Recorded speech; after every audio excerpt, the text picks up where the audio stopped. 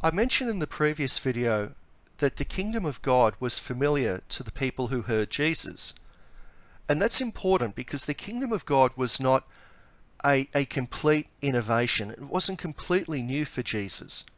Rather, the kingdom of God came from ideas contained in the Old Testament.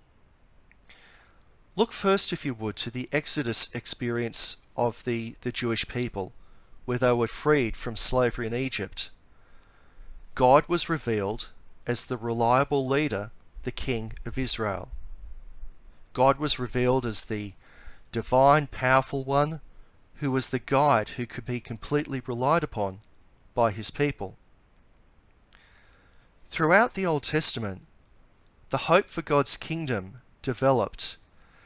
There was a developing notion of the coming kingdom in which God would rule with justice over Israel and, in fact, over the whole world. We find that idea very much in the Psalms.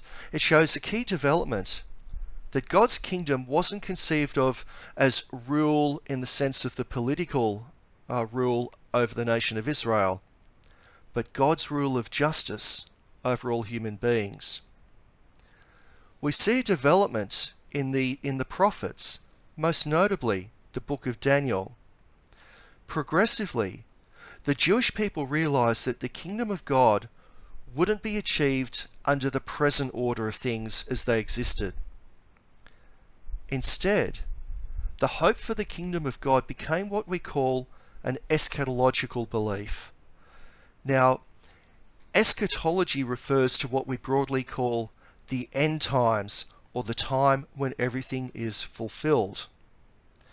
Eschatological hope, then, wasn't about anticipating the future, but it was about going beyond the present situation to the time when everything would be fulfilled. Eschatological hope was very much something that comforted people in a time of distress. Eschatological hope had to do with the certainty of belief that at the end time, or at the fulfillment of all things, God would be the absolute Lord of all.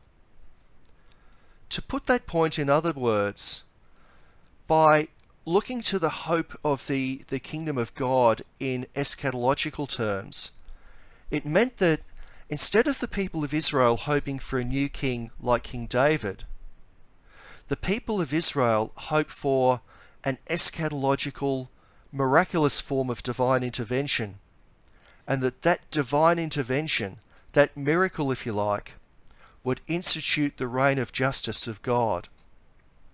And that led to the variety of expectations of the Messiah, the one who would initiate the kingdom of God, the one who was anointed by God to lead his people into God's rule of justice.